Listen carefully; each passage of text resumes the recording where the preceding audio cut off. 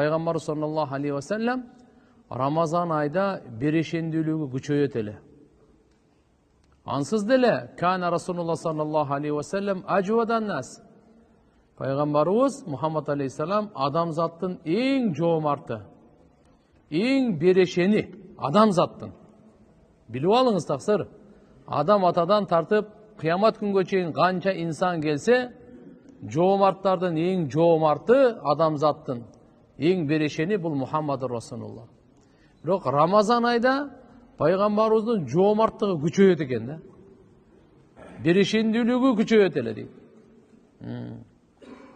Ошон үчүн иншалла бардык жакшы амалдардан үлүш алайлы. Зикирден дагы, Курандан дагы, намаздан дагы, дуадан дагы, садакадан дагы, бардыгынан кичине болсун күн сайын ушулардан барды үлгүрөйлү. Ооруларды зиярат кылганда, жаназага катышканда, бирөөгө салам айтканда, жол көрсөткөндө, амалил хайр, амалил бир, туганчылык, кошуна колоң, тазалык, ушулардын бардыгында туган.